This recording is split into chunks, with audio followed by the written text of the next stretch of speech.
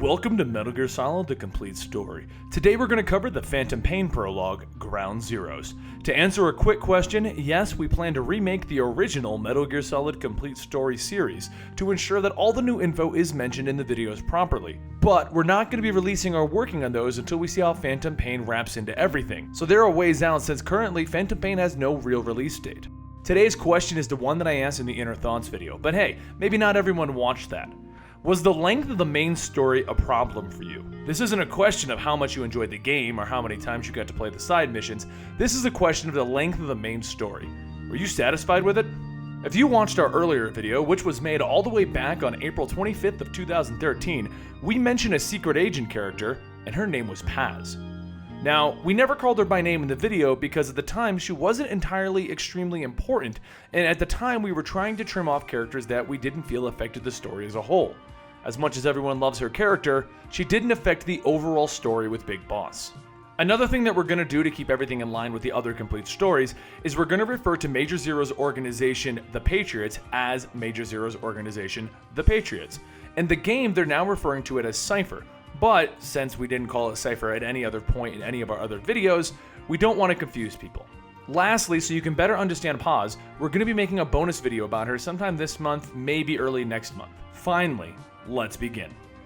The end of Peace Walker, we're led to believe that Paz, the secret agent we mentioned, was knocked off a mother base and perished.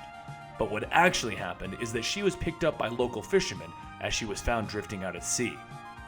Kaz Miller informs Big Boss of her survival, and knowing that she was a double agent for Major Zero, and holding kind of a grudge, Big Boss suggests that they should assassinate her. But Miller has a different idea. He says that MSF's friends in Major Zero's organization actually think that Paz was the double agent for them. Due to this, Miller and Big Boss agreed to mount a rescue mission to rescue Paz. They're hoping that she'll reveal something interesting about Major Zero. On top of that, in a situation that seems like a crazy awesome coincidence, the UN wants to conduct a nuclear weapon inspection of the MSF facility. Even Miller sees this as being kind of oddly timed, as it's with the leak of the information causing them to mount a rescue mission, but there isn't much they can do about it.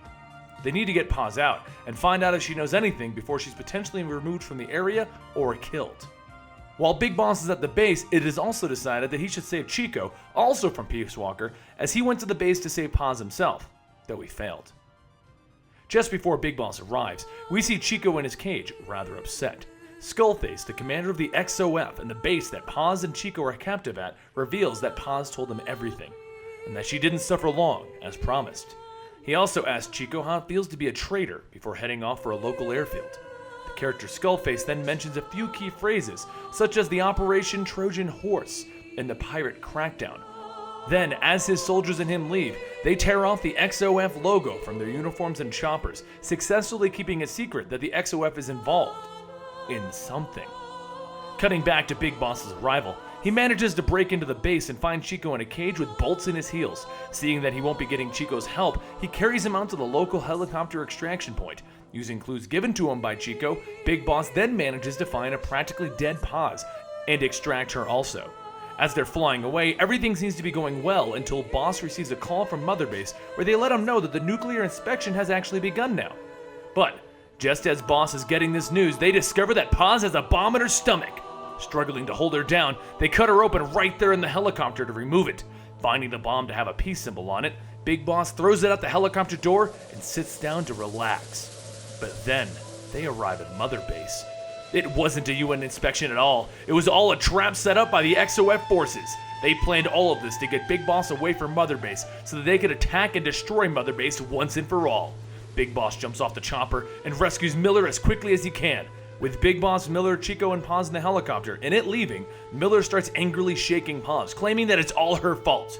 This wakes her up, and she says that there is another bomb.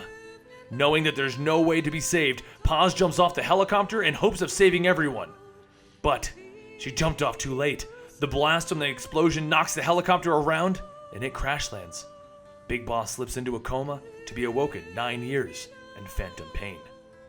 The US downplayed the MSF's destruction, trying to cover up the whole thing, and there's no known survivors. After everything is over, we see a single voiced-over scene in which Skullface is interrogating Paz.